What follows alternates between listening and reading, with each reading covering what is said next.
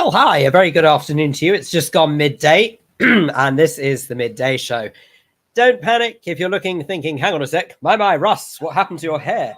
It's absolutely, totally fine. I reassure you that Russ is actually on a very well-deserved break today. I say well-deserved break. He's not actually having a break at all. He's really gone elsewhere. He's doing some work elsewhere, would you believe? However, I will be with you, along with a couple of other regular faces and familiar faces, until 1 o'clock. So very much hope that you will stick around and join for the duration.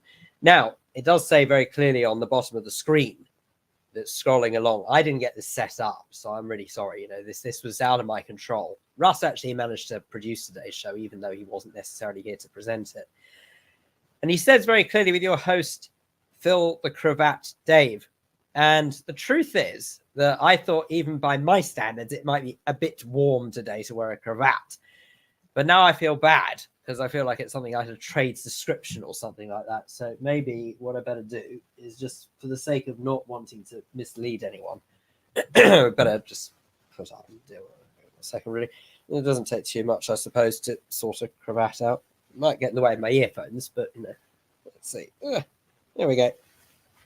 Also, by the way, if I sound slightly odd, even more than usual, I mean, I appreciate my modus operandi is to sound a bit odd. But if I sound even more odd, it's because I'm actually sort of on what I hope is the middle wave of man flu. So I do apologize. I will sound a bit stuffed up and a bit messy and just awful. So I can only apologize. There we go. Cravat is in place now. So now I suppose it can't be done for trade's description. Nothing else.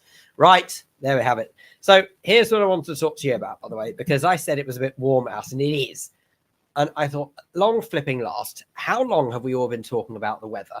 How long have we all been saying how awful it is out, how unpleasant it is? This is not summer. Where is it? And everyone I know has been really down about it. Well, now that the weather is finally here, I kind of want to do that age-old British thing of talking about the weather, because I wanted to ask you, how does the weather affect your mood? Because I think that's a perfectly easy conversation to be had, and frankly, one that everyone's got an opinion on. So how does the weather affect your mood? Do get in touch and let us know, because, of course, we'll be reading comments throughout, as usual. Okie doke, without further ado, it's maybe a Friday. We may be having better weather. It may be that Russ is not here, but thankfully some things don't change. It's been a couple of weeks since we last saw him, and he's back. Let's talk theatre, shall we? Oh, hang on a second. We've got to get the right background. Hang on a second. Right, where are we? There we go. That's better. Look, isn't that nice? We've got the theatre backdrop. Or should we go for the lights? Oh, there you go. That's very snazzy. Jonathan Baz is here, everybody. Good afternoon. And a very good afternoon, Jonathan. Phil, lovely to see you. It's been a while. It has been. I do apologize. I think I need to explain, okay? There is this sort of strange thing that's occurred where for the last few weeks when you've been on, I've not been on. And I know that it's very easy to take these kind of things personally. But actually, the truth is that that work has been somewhat hectic.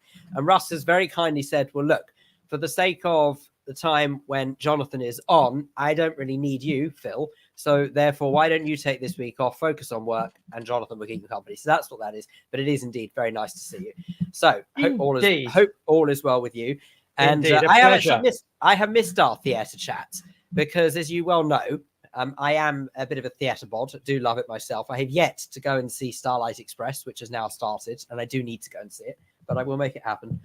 And I wondered, what has caught your eye this week, Jonathan? So it's been quite a light fortnight in terms of theatre, because a chunk of that fortnight was spent very pleasantly on the Greek islands, which had a lot to offer, but nothing in the theatrical department. A lot of R&R, but no first nights. However, this week I was at the press night of Next to Normal, a musical that opened on Broadway, 9 or 10 years ago, to some acclaim. It then played here at the Donmar Warehouse last year for a few weeks, where it scooped a number of Olivier wins and nominations. And now it's back at the Wyndham's in the West End for a relatively short run again. It's on until September the 21st. And I went with I knew briefly what it was about, a family struggling with aspects of mental health and challenges within that family. I need to tread very carefully so as not to give any spoilers. I read, in fact, a review in the Times this week, which in my opinion gave a horrendous spoiler as to the story. Left me very disappointed. Anyway, the show itself, that's the Times. The show itself is outstanding.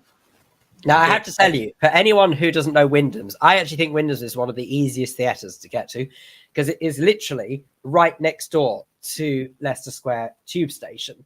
So unlike a lot of theatres where you have to try and navigate around parking and maybe even if you did go by public transport, have to have a bit of a walk, Wyndham's is fortunately one of the easiest. If my memory serves, I think recently Life of Pi was on there or something like that. Yeah, no, Wyndham's is certainly, it is on top of Leicester Square Station, more or less. I mean, to be fair, most of what's on Shaftesbury Avenue is an easy stroll up from Piccadilly Circus, etc. But Wyndham's, I agree with you. It's very, very easy to get to. You can fall out of the Hippodrome and you can roll straight into the Wyndham's. That's my kind of evening. Indeed. And it's also beautifully air conditioned as well, which for an old, I guess, Edwardian theatre, I'm not sure if it's Edwardian or Victorian, they really have done a very, very good job with its air conditioning.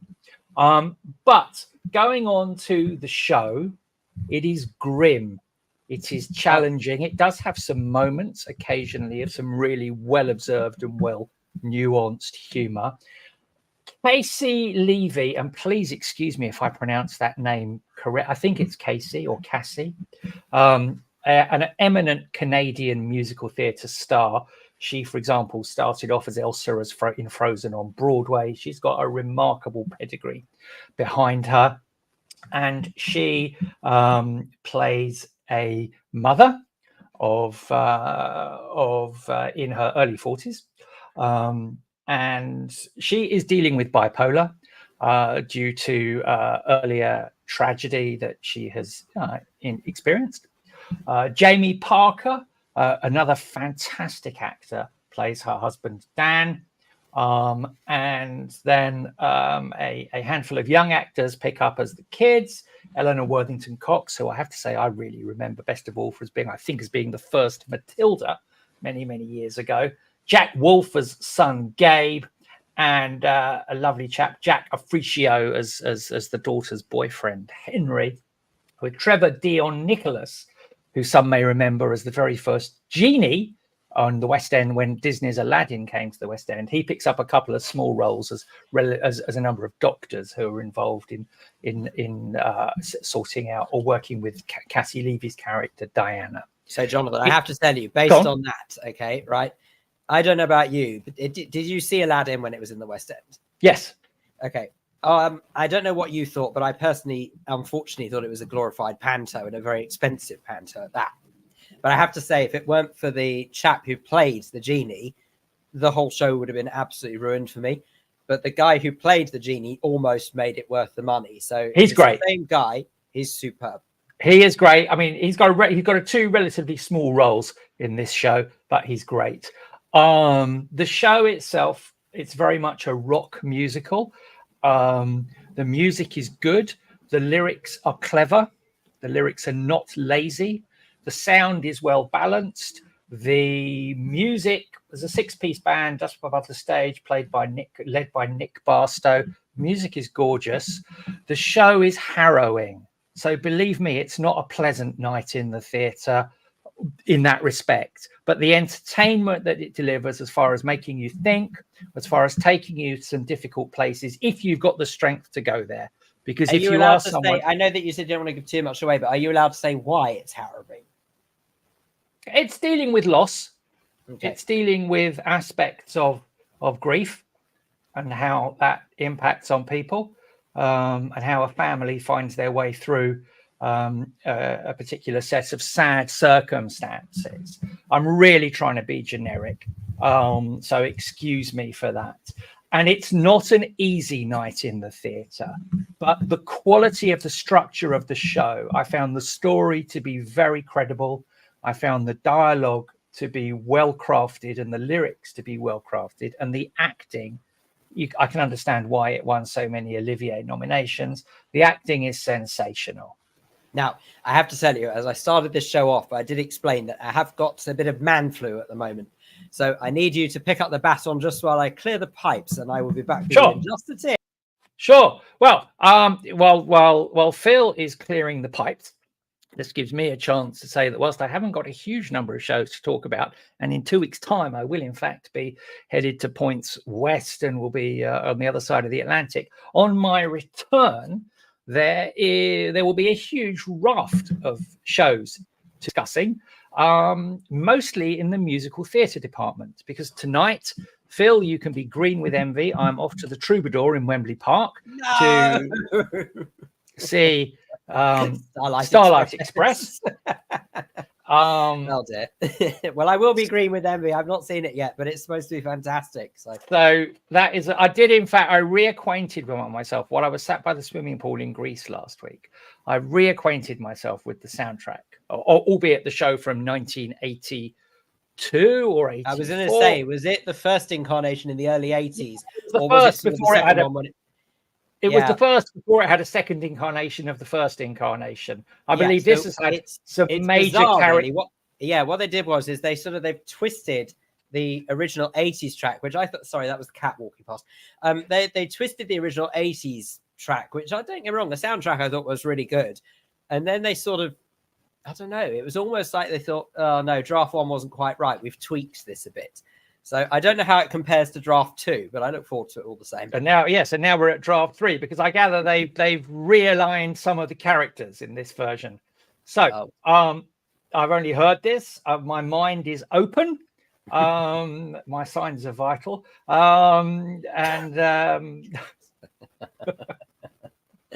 Musical reference there, people. Musical reference. Indeed. But my mind is open.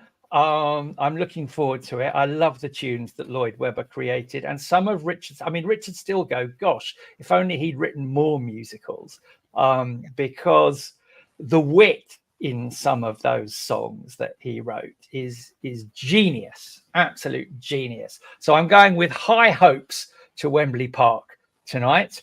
And then, of course, not only after that, there's then, as I just mentioned, while you were away clearing the pipes, I'm not here in 2 weeks' time. But in the course of the ensuing 4 weeks, there's Oliver that's happening in Newbury. No, sorry, Oliver is happening in Chichester. Excuse me. There's Oliver that's happening in Chichester. There is in Newbury, Barnum. And then, of course, at the London Palladium, there's Imelda Staunton as Dolly Levi. Yeah, absolutely. I've got to see that as well. So definitely on the to watch list. So it's quite interesting, the number of classic musicals that are at least 40 years old. You've got Starlight Express that goes back 40 years. Hello, Dolly. What's that? It's 50, 60 years. Oliver, something similar. Barnum must be going back 30-ish years, or around about the same time as Starlight Express, I forget. So there's a raft of classic musicals that clearly the producers think is going to be good value entertainment for people. Okay, so I'm always in two minds when it comes to classic musicals, because obviously I'm delighted that they are still going, because obviously it shows that they've passed the test of time. Then the other part of me thinks two things, really. Number one, is there a danger that they start tampering with them too much for a modern audience and then potentially ruining them? Well, the other thing is, does it mean that actually we've run out of creativity and that there's nothing better to come along to actually replace it? Well, I mean, it's interesting. Not all productions of musicals are tampered with. I mean, to be fair, Guys and Dolls, that's running at the Bridge, I think still for the best parts of this year still to go. Which is brilliant, by the way, if you haven't seen it. Interestingly for me, it was very good. It missed brilliance. Maybe it has got brilliant. I felt that Nick Heitner in that production had skimmed over some of the brilliance of Frank Lesser's lyrics. And I suppose that, so when I say brilliant, though, I think what was brilliant about it is whatever it lost from the original production, or productions, I should say, I suppose, it sort of, I felt I don't know if it made up for, but it was good. It's unquestionably a good night in the theatre. It kept me hooked based on the quirkiness of it. Does that make sense? It's a good night at the theatre, and in fact, your friend and my friend Jeremy Harrod was there only this week, coming across that particular production and loving it. So not all modern takes on classic musicals are revised. I do understand Starlight Express has been shaken up, so as I say, I'm going to that curiously. Hopefully they won't have tinkered too much with the music, at least. Oliver, don't know. Barnum, don't know. I'd like to think, given Newbury's tradition, it's a lovely theatre in Newbury. It's a very small theatre, but a very high standard of musical theatre production comes out of there, often with actor muso casts, which is where the actors are also the band playing the instruments, and how they do that with Barnum, with all the circus requirements that are required of the cast. I'll be absolutely intrigued to see, but they usually do good stuff.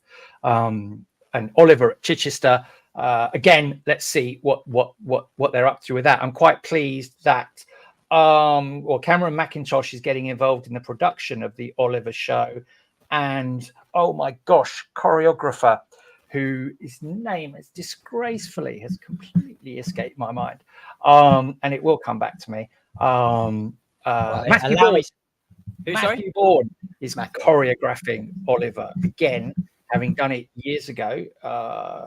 So I'm looking forward to the level of genius that's going into Oliver at Chichester to see quite what they do with that. Excellent. So, here's the thing, is that for me, I always, especially when it comes to remakes, not remakes, I suppose remakes is the right Revival. word. Revival, that's the word I'm looking for. Thank you. Sorry, brain's a bit foggy today. For revivals, for me, I do try and keep an open mind, but it is very hard to not cling on to the origins of said musical that made you love it in the first place. And then you do sort of have to think. So, for example, for me, one of the biggest disappointments recently, I don't know if you saw it or what you thought of it, was the recent incarnation of Oklahoma. I thought was terrible. So that's a really interesting one. Where did you see it? At the Young Vic or the Wyndhams? Wyndhams. Right. So I was blessed with seeing it firstly at the Young Vic, and secondly then when it transferred to the West End at the Wyndhams. And I agree with you. Oklahoma done well is fabulous. Gosh, I remember it. I mean, there are people who may be listening to the show whose memories will go back further. I remember it at the National Theatre. 30 years ago, something like that. Maureen Lipman played Aunt Ella, and Wolverine, Hugh Jackman, played Curly long before he was a megastar. And that production of Oklahoma was gorgeous. Now, the one that you're talking about, which, as I say, opened at the Young Vic and then went into the Wyndhams. In the Young Vic, I found it fantastic. I found it moving. I found it gripping. I felt the chappie who played Judd Fry, who's a very complex and unpleasant character, and who had in fact been with this production ever since it started life as a student production in America, even 5 years previously. Patrick, I forget his surname. Brilliant American actor. And he moved me to tears in the Young Vic. I thought it was a gorgeous interpretation. Then it came to the Wyndhams. And for me, it plummeted from 5 stars production to a 3-star production. I think it's fair to say at the Young Vic, as Ado Annie was the wonderful Marisha Wallace, who you may have seen in Guys and Dolls. Depends how early on in the run you saw Guys and Dolls. She is a fantastic actress who played Miss Adelaide for the best part of a year at the Bridge Theatre. So if you were lucky enough to catch Marisha in that, she was the original Ado Annie. She didn't transfer to the Wyndhams. She gave the show such an amount of energy. But I absolutely get what you mean, because in the Wyndhams, that revival, it should have had a do not revive sign. Yeah, do not DNR. Yes. Well, look, I mean, I suppose that it's very easy for the likes. I mean, it's obviously one of the things you do, but very easy for me as just a regular punter to sit here and start picking apart a production, knowing full well that there's a heck of a lot of work that must go into it to make it happen. And it seems somewhat mean for me just to sit here and just to say, "Ooh, no, sorry," because exactly the same way I know from radio and television production that if someone starts criticizing, I think, "Oh, do you mind?" There's a lot of work went into that. But at the same time, I suppose the way I look at it is that I'm not a chef, but I can tell you what tastes nice. So I think you don't, sadly, in commerciality of stuff, when you're at school or when one, for example, occasionally I'm invited to review a student production or an amateur production, and I bring a different set of criteria to wanting to assess those productions, because there it is very much people are doing it, A, because hopefully they have some talent, and B, also because they love what they're doing, and it is not in any way for commercial reward, a school or an amateur production. And so I'll tend to review with a built-in degree of kindness, rather than why the evening may have been disappointing for one or two reasons. However, when you're into a full-blown commercial production, whether it's a fringe commercial production or a multi-million-dollar West End production with a budget that's absolutely eye-watering, the bottom line is, are you entertaining the punters who've paid their money, sometimes a lot of money, in the fringe less money, but sometimes a lot of money, to sit there in those seats for their evening or their matinee's entertainment? And you owe them a duty of care to give them some good entertainment. And now, of course, entertainment and what we all like is a very, very subjective thing. And I'll reiterate as regards Next to Normal, which is fantastic.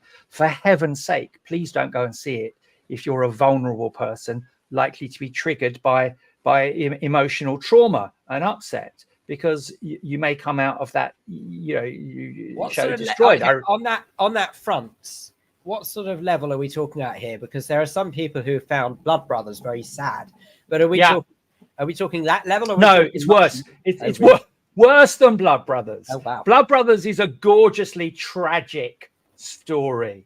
You've loved it throughout the show, and then the ending comes along and bang, you're in tears. You're in absolute bits, however many times you've seen Blood Brothers, and it works. And it does what it says on the tin, it's the song. Tell me it's not true. It does it to me. Good gracious me. I don't know who sings it. And it's interesting. I referenced Blood Brothers with regard to Boys from the Black Stuff, actually, which I reviewed on here a couple of weeks ago, which to my mind didn't work well in the National Theatre. And, Boys from the Black Stuff and Blood Brothers both came out of Liverpool, albeit one in television and one on stage, around about the same time, the early 80s. And Blood Brothers hasn't been changed at all. It's the same musical from 40 years ago. Gosh, it's even on the GCSE syllabus now. And actually, rightly so. It's a brilliant bit of commentary, a brilliant bit of musical theatre. But yeah, that's a different one, in the same way as you can sob at Les Mis as well, because that will also, for heaven's sake, Les Mis will have you laughing at the Thénardiers and sobbing at Fantine's tragedy. And spoiler, they all, most of them die at the end. It's a difference. Next to Normal is grim. Okay, Next to Normal is a fictitious story, but the grief that's going on there is not the because Blood Brothers is almost a classic Greek tragedy that's been woven into Liverpool of the 1980s. And Willie Russell was an absolute genius. Next to Normal, that's how I always see Blood Brothers, is sort of like a take on either less Greek. I was going to say sort of maybe something Shakespearean almost, but yeah, Greek tragedy makes much more sense, where it's just trying to nod to the first incarnation of theatre, if you like, but bring it to what was then a modern audience. So I totally get that. But Next to Normal is real. It's gritty. The issues that it tackles are relevant issues, recognizable to an awful lot of people in the audience. Not everyone, but certainly a huge number. And if you feel you're going to be upset by something or triggered by someone struggling with their mental health due to grief, think carefully before you buy a ticket. But elsewise, going back into this contract that the show has to entertain people, if you go and see something and it's boring, or you think for whatever personal reason, in the way that you can sit down and have a meal, and some person might think it's fantastic, another person might eat the same food and think it's not really very pleasant. It's down to that commercial provider of the entertainment experience to entertain you for your money. And you say you feel bad about having exercise people who put a huge amount of work into a show, and I get that, because even if a show is ghastly, and when you put it like that, especially as sort of, I suppose, the person going there is a paying customer, and even if it's the critic, the fact that if you've got someone who's going there as a paying punter, the same way that I suppose that people are almost terrified to complain about a lack of customer service now for some weird reason, is actually the reason why customer service is so dead, is because people just tolerate bad customer service. Yep. Many people do. I try not to. If ever I encounter it, I try to challenge bad customer service if ever I'm unfortunate enough to be on the receiving end of it. But you can't do that with art. Art, by its very nature, there are people who will, Russ, for example, I took him to see Back to the Future. And he was sort of dragged to it, A, because he has a natural skepticism to musical theatre, and B, because he has ridiculously, as do we all, fond memories of the movie, and thinking, gosh, how are they going to deal with this? And they actually deal with it brilliantly. It's a fabulous musical. You think, how are you going to repeat? I agree with that. And it's funny. I think everyone I've spoken to has exactly the same reservations before going to it. And yet, once you get there, they all say the same thing afterwards. They loved it. How do you emulate Christopher Lloyd, for example? He is unique in his style of how he portrays an individual, and the various actors who've come on to play that role have been outstanding, and the show works, and it's funny, and it's well drilled and well performed, and the special effects are brilliant and funny. It's a great night at the theatre. I think actually I don't know whether or not I appreciate it enough, only having seen it once, if I appreciated enough just the amount of special effects that went into the staging, because it happened so quick. Again, without wanting to give too much away, it happened so quickly half the time. You didn't really have time to take in what was around the stage. There is on the website a couple of 2 or 3 minute short YouTubes with various members of the creative team, particularly where they talk about that final scene where there's the storm and he has to climb up to the top of the clock tower, etc., which I'm not going to spoil here, but you can remember how they do it on stage is a mixture of genius and comedy. It's actually laughing at itself, but with such style, with such class. So it's worth going on the website of Back to the Future, because I'm sure that's where it may have, or alternatively, it may have been on Facebook somewhere, but I'm sure that I have come across recently some lovely interviews with the creative team that have gone a great way in explaining how the fun of that show and the challenges that they face as well, with having to have the DeLorean driving around on the very relatively small stage of the Adelphi, etc., etc. It's a great watch. Fabulous. Jonathan, thank you very much indeed. Have a good couple of weeks, or a few weeks now. So you say it's 4 weeks until we see you again. So I hope you have a nice break in the meantime, and very much look forward to discussing theatre with you upon your return. There you have Jonathan Baz, theatre critic extraordinaire. Well, from one extraordinaire to another. Oh, do you know what? The legends keep on coming on this show, believe me. Because no sooner have we finished talking theatre, it's time to talk TV. So we have to make sure we have the appropriate background. Oh, there we go. Look at that. That's nice. TV back. Oh, look, my mum on the telly. Anyway, right. And now the one and only Chantal Rickards OBE. Chantal, a very good afternoon to you. Hello, Phil. How are you? I'm very well, thank you. You're right. Sorry, I thought we should fit into the television. There you go. That's better. Oh, marvellous. No, I'm jolly well indeed. Have you had a good week? Well, I would have had a good week had it not been for Tuesday. Okay, so Tuesday, I don't want to bore people too much with this, but Tuesday afternoon, you might hear I sound a bit sniffly. So Tuesday afternoon, I decided I was going to go meet up, and I did go meet up with a former colleague from where I used to, well, obviously where I used to work. He was a former colleague. It's a stupid thing to say, but you know what I mean. But hadn't seen him for about, I reckon, 5.5 years maybe. Wow. But as time flies, and thought one way or another, it's time to meet up. We did. We went for lunch. Very nice lunch indeed. As soon as lunch was finished, thought, oh no, I've obviously been talking far too much because my throat's a bit sore. Uh-oh. I thought, oh, well, no, actually, hang on a sec. No, maybe this is just hay fever. That's fine. So, don't be silly. It's nothing to worry about. As the day got along, as the rest of Tuesday went along, increasingly felt more like I was swallowing razor blades. No. It was just horrendous. God. And then woke up Wednesday morning with full-blown man flu. So I was actually bedbound for the last 2 days. No. So I'm now actually working from home, as you can tell by my fake background, because I don't give my actual home away in these little broadcasts. So it's this, I am working from home today, but hopefully back into work as normal tomorrow, even though I probably will still be a bit of a germ spreader. So there we go. Well, I'm sorry about that, but I'm glad you're feeling better. And you certainly don't sound too bad. I mean, I can hear there's a little bit of something in your voice, but hopefully you're back on the bounce on the way up. Thank you. I shall give it my best. Fight on through, as they say. And apart from anything, as if there aren't worse things, we all know. Right, Chantal, what has happened across your purview this week? Well, I wasn't around last week, so in fact, there are way too many things to choose from over the last fortnight that have come out that I thought I should talk about. So it's a slightly random mixture of things that are a couple of weeks old, things that have started last night, and then a bit of my holiday download viewing thrown in between. Because at this time of the year, everybody is heading off to sunnier climes, or not that there are many sunnier climes because it's hot and sunny here, but people are heading away.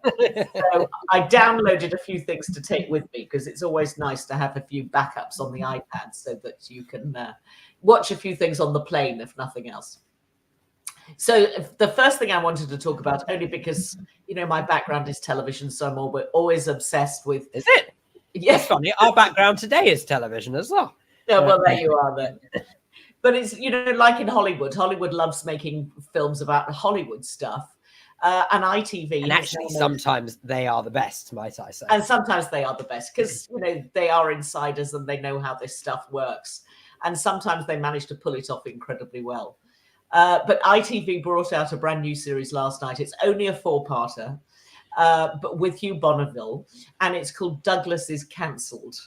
And it's a comedy, but it's slightly more clever than just being a straight comedy. And it's about co-hosts who have their own show, which is called something like the 6 o'clock show. I mean, something that's, pretty obvious. And the two of them, it's a mixture of political and lighthearted stuff. And they are the TV golden couple. So not exactly like Richard and Judy, because they were a married couple. But here you have Hugh Bonneville, man in his 50s, man in a suit, and a rather pretty young woman in her 30s sitting next to him. 'Twas ever thus. It sounds like it could be a sort of a throwback to the Eamon and Fiona days on GMTV.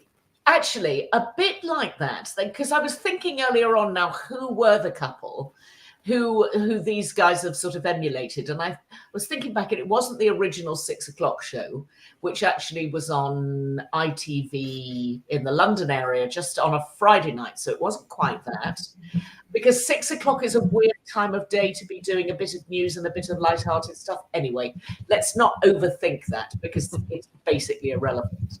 But you end up with this sort of dynamic duo on the sofa. And he makes very early on, the premise is very, very simple.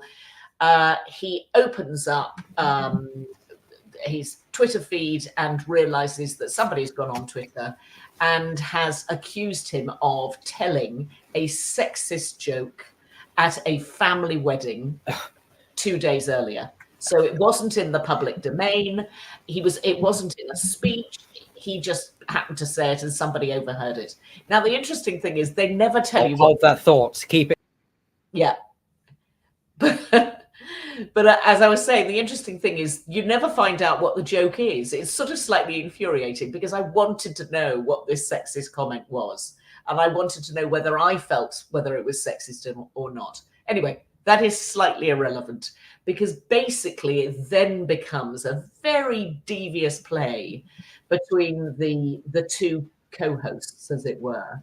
And you're not quite sure whether the woman, Karen Gillan, who's a fantastic actress who you will know from Doctor Who, you're not quite sure whether she's a goodie or a baddie in all of this. And you're not quite sure whether, she's wearing high heel stilettos or she's carrying a stiletto knife. There's something that you can't quite put your finger on. So what I'm getting from this is there are an awful lot of unanswered questions. Does this torture the viewer rather than entertain them? No, it's very entertaining. And I've only watched the first episode and I can't wait to get back to it. So as soon as we come off air, I'm going to have to watch episode 2. But you're just not quite sure whether she's 100% or whether she's been deeply devious and trying to get him off the sofa. And with him, you're also not quite sure whether he's ultimately a goodie, because nobody can quite remember what this comment was and nobody's actually told you what the comment is, or whether he's just a fool. But it does really beg the question of what's woke and what's a joke. And of course, we're all thinking the same thing because this is all happening at the same time. We all desperately want to know what's a joke and what's woke. And this is written by Stephen Moffat, who is the guy behind Doctor Who. Yes. And Sherlock, and he's just an utterly brilliant writer. And he's got a really, really good understanding of what the audience are fascinated by. So it's definitely worth watching. The comedy is quite good. It's expensively made. I think, the ITV have thrown a ton of money at it. To me, it feels authentic, having been around live television for quite a lot of my career. I sort of felt as though I recognised the secondary players. I recognised the guy who's the editor, I recognised the guy who played the crumbly old agent. They all felt like authentic characters. But I think it's really, really worth watching. It's called Douglas is Cancelled. And I hope that everybody enjoys it as much as I've enjoyed the first episode. I have seen the adverts for it, and it does look like the kind of thing that I do want to watch. But see, here's my problem, is that it was a bit like my attitude towards, do you remember W1A, which also had Hugh Bonneville in it as well? Exactly. And it was, for me, at the time I was working at BBC Broadcasting House. Yeah. So I was terrified that watching W1A was just going to be a little bit like watching a sort of a caricature of the lifestyle I'm used to leading. Indeed. So there's also this element of Douglas is Cancelled that makes me think, for being in that live studio environment, whether or not am I just going to be watching and crying because I think, oh my God, this is how tragic my life has become. So I don't know. There's a little bit of trepidation. But seeing as that you are a heck of a lot more experienced in the world of television than I could ever dream of being, and you seem to be enjoying it, I'm sort of more inclined to say I will watch this one. Yeah. It feels authentic, but it does feel like, it's a piece of drama for our times, because these are asking actually quite serious questions. So it isn't just comedy. There is some good satire in it. And, I like the way that satire pushes my thinking and makes me ask questions of myself. And, how far would I go in telling a joke now that was slightly off color? It's really tricky. It's really tricky. And also, when you say something, what's public and what isn't. So got to be careful. You do, but also I have to say, actually, sort of on a slightly serious note, sort of based on the premise of the story, I think it sort of highlights exactly how stupid the world we live in is at the moment. So if you talk about sort of a situation where a chap, regardless of his job, totally irrelevant, he's a TV presenter. Is it did you say it was a friend's wedding, a daughter's wedding? What was it? It's a family wedding. It's a family wedding. Okay. Family wedding, and tells a joke that's inappropriate. Now, that is for the audience of that wedding only. That's not to go on as exactly the same way that when you go on holiday to a beach, you might go on the beach topless because that might be appropriate. But you wouldn't go on national television topless because that would be inappropriate. So I genuinely don't understand sort of why people take umbrage with situations that are nothing to do with that person's job. It's absolutely irrelevant. No, it is completely irrelevant. You're absolutely right. And I hope that he triumphs, because clearly we're on his side. And I like the idea that the co-host, the Karen Gillan character, might not quite be the full shilling. So we'll see. We'll see. We all know that feeling. But anyway, so now, I wanted to ask you about very briefly about election night, because the biggest thing on television this coming week, obviously, is going to be election. There'll be very little point in talking about it this time next week. So I'm just wondering where you're going to be, what you're going to be doing, and most importantly, if you're not broadcasting, who are you going to be watching? So here is my thinking. Obviously, I would encourage everyone to watch my employers. Of course I would. However, I think for me that with the election, especially when it looks like it's such a full-blown conclusion anyway, I would rather be in and amongst the team who are going to have to be sort of sound editorial mind during the day on Friday, keeping an eye on everything following the night before. And I will more than likely sleep through most of it just because been there, done it. I've worked on election nights before. It's time to let other people go on it and have a go. So I think that that's more likely going to be my attitude. I probably will sort of do what I often do on election nights, which I'll leave the television running. And then as and when I wake up, I have a quick glance and then nod off again, if you see what I mean. That's what I typically tend to do. So the only one I ever remember staying up all the way through was for the 2016 referendum on leaving the European Union. Oh, really? Because it was so uncertain as to which way it was going to go. Yeah. I thought this is, in my sort of news junkie, politics geek kind of mind, this was going to be riveting. And sure enough, it was, because there was just at no stage could I ever imagine that, when it was bouncing back and forward in the way it was, that we would end up having a result that basically was against what all of the polls had suggested. So I thought that was one of the most exciting election, if you like, in inverted commas, nights, even though it was referendum, not election nights that I'd seen, but it's obviously a similar kind of guise. But as far as this week's concerned, no, I think I'll just probably sort of be snoozing my way through it and then focus on the hard work that comes on the Friday. So. Well, for those that are on, it's sort of interesting to see that the hosts on Channel 4 really are hosts who've now become, if anything, more famous because of the podcasts that they're doing.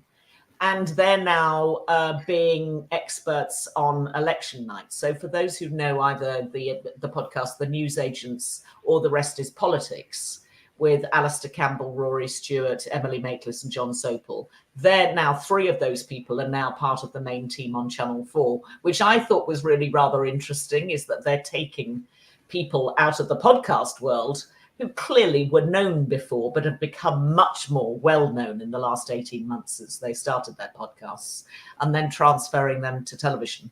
And the reason that's going to be interesting is I think we all know what their politics is, and it's going to be quite hard for them to come out of the podcast world where you can say basically what you like and actually go on to television, where if you're part of the presenting team, you have to be absolutely down the line. You cannot show favour one way or the other. That was but technically speaking, Purdah does end at 10 o'clock on Thursday, doesn't it? So the polls have been shut. You can't influence the vote anymore. So I suppose from that perspective, you could argue that they've got a bit more freedom. But don't get me wrong, I think it's unprofessional for anyone to show any sort of bias on an election night, even though Purdah has technically finished at 10 o'clock. Because it just, how can I put it?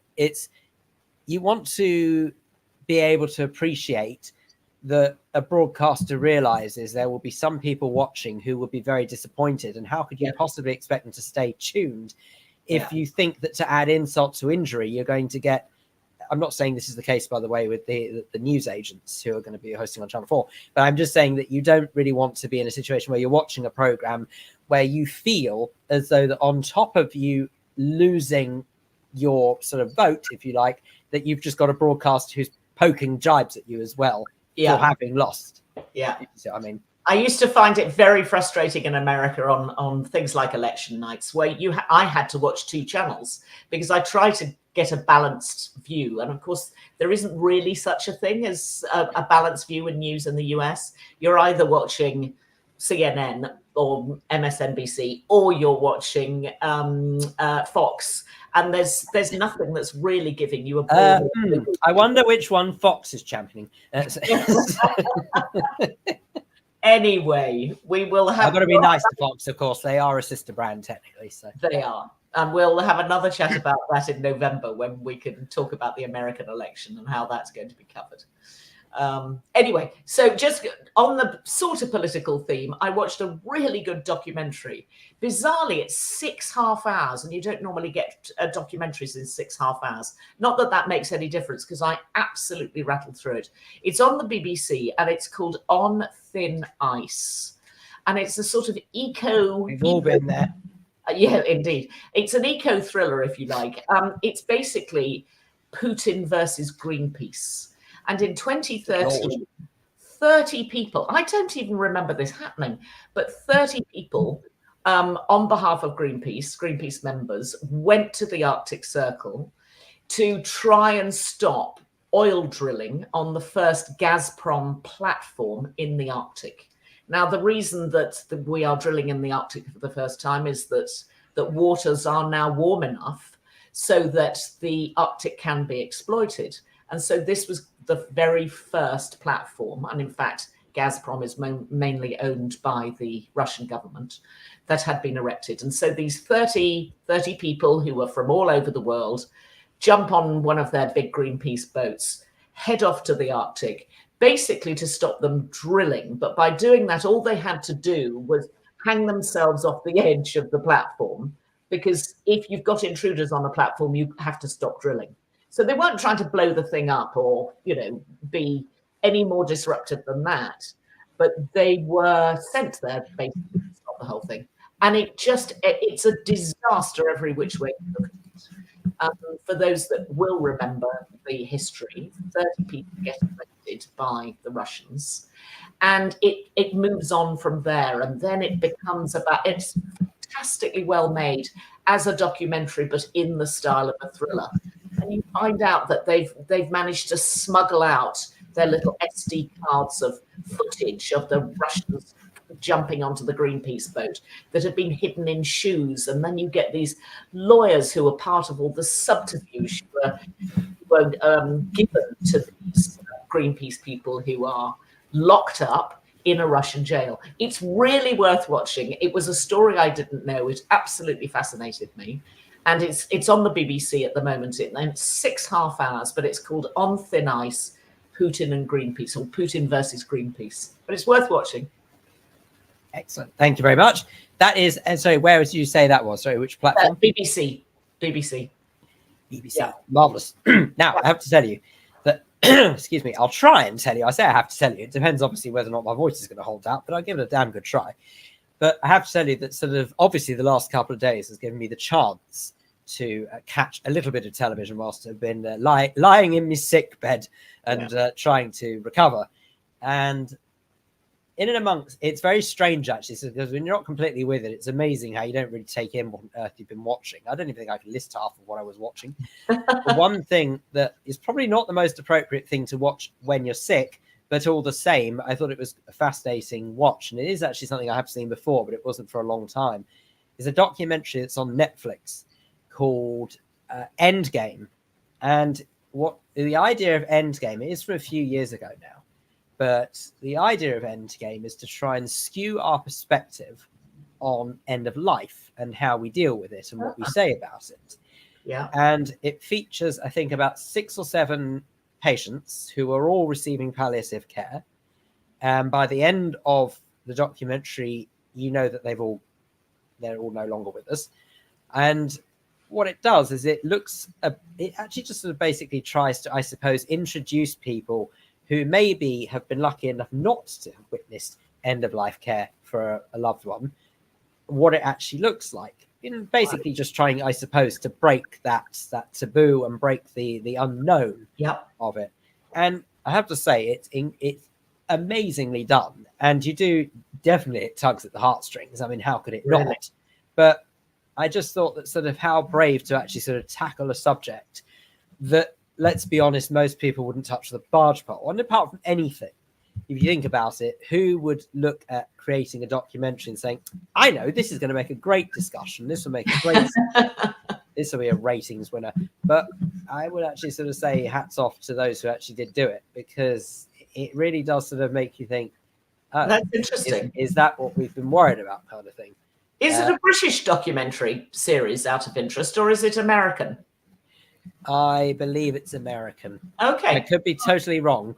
Yeah. I know this sounds really silly because if I've just watched it, why don't I remember? Yeah. But I think it is American. Okay. Yeah, it is American. I mean, that is definitely something that would interest me. So I will catch up with It's just that fascinating. And don't get me wrong, you don't see anything gruesome. You just sort of, it's more about the actual how end of life works, if you see what I mean. Yeah. So, well, you may remember from a long time ago that I set up a death website, which doesn't exist anymore, but it was supposed to be a website itself died. Yeah, well, indeed it did.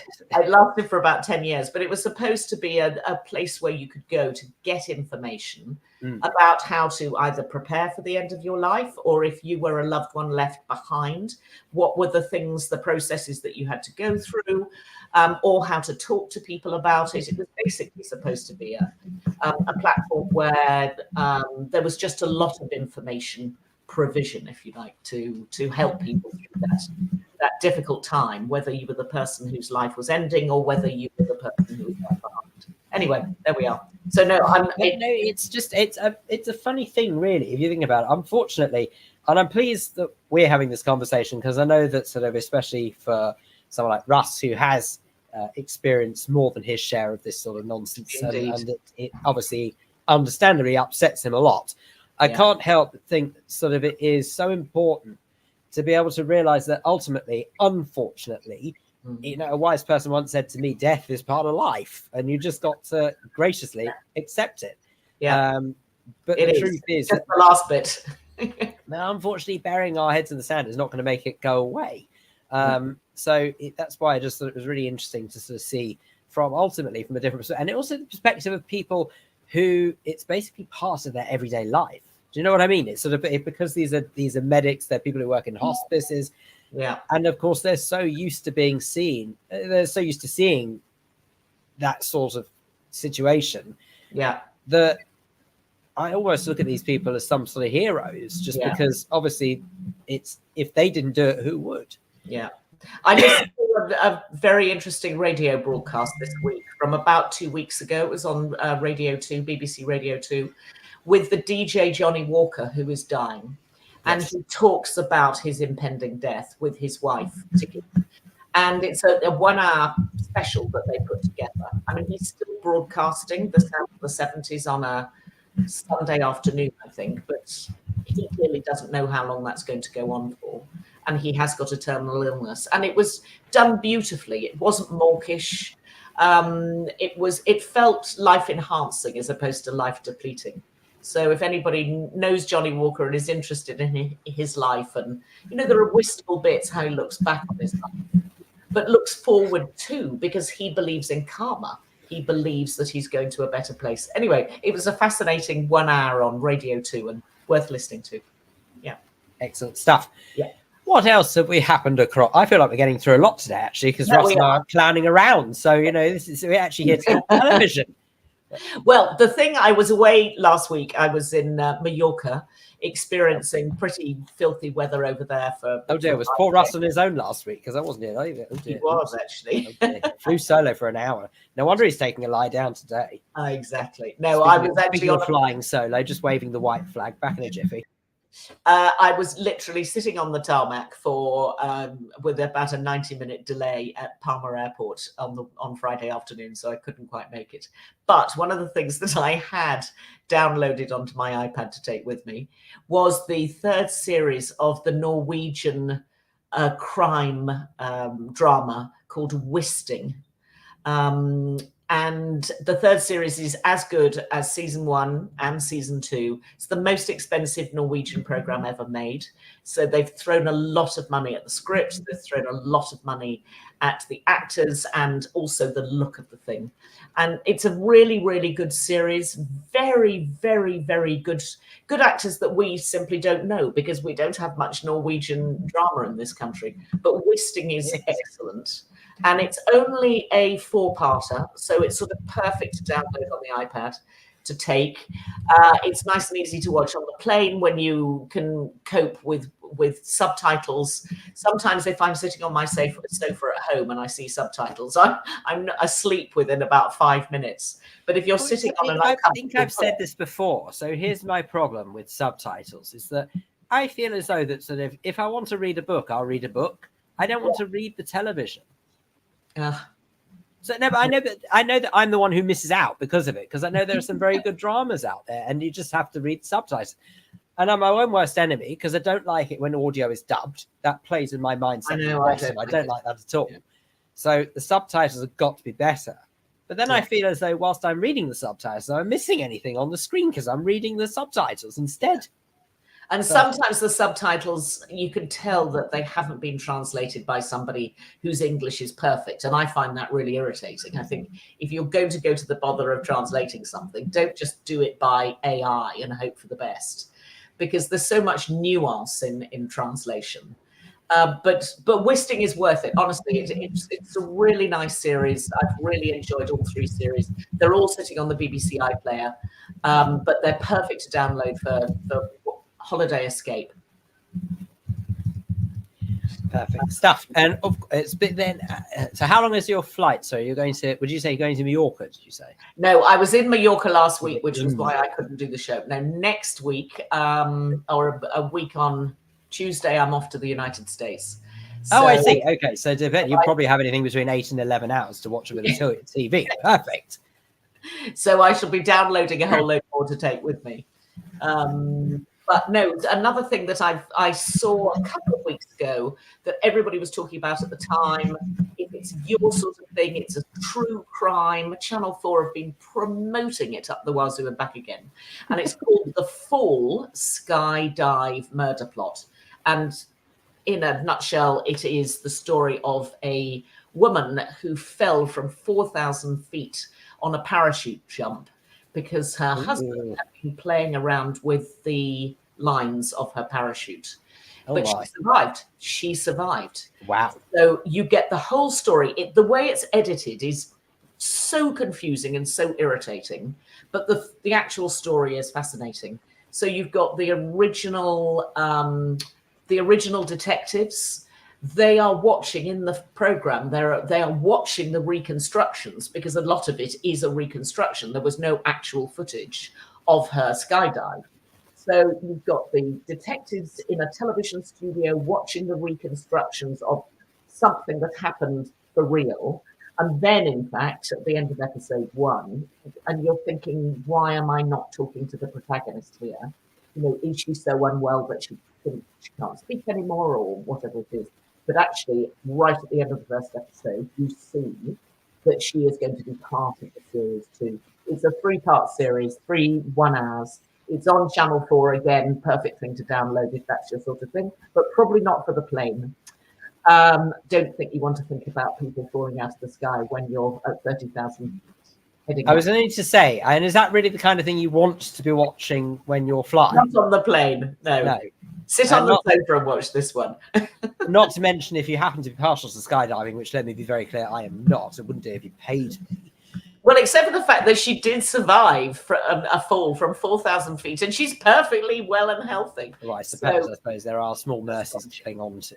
Yeah. But gives us all a bit of optimism, I suppose. But Indeed. actually, mind you, I say that. Do you know what? How do I feel about it? Would I ever do a skydive? I don't know. I've always said I always would rather regret doing something than regret not doing it. But at the same time, I feel like that's something you could ultimately very much regret if you don't come back from it. So that's probably why I sort of don't know whether or not completely that's the right attitude to adopt. But yes. Anyway, I digress. Have I got any quick fire suggestions? Very quick fire. You might, on the outside, you might think this is real wokey stuff. It's so much better than that. It's a 3-part drama on the BBC called Lost Boys and Fairies, and it's about a gay couple who adopt. It's beautifully nuanced, it's beautifully written, and I cried buckets, and it's really worth watching. And you might think, oh God, that's so not me. but it's absolutely worth it. The two lead characters are completely charming, and you just get taken along with this beautiful story. BBC. So here's for me, just very quickly, because I know we're about to run out of time. I would say that when a drama has been purposely created about a particular situation, I think that's very different from taking something that people know and love and making it woke. Does that make sense? Yeah. So I think that's very different. Chantal, thank you so much. Flat out of time. Really appreciate your company, and we'll see you next week, hopefully. And that's it. You'll be delighted to hear that Russ will be back on Monday, unless I'm very much mistaken. He'll be here, obviously, with Neil, with Longy. They'll both be here to hopefully keep you company accordingly. But that's it from the show today. Thank you very much indeed for your company and your messages. See you soon. Bye-bye.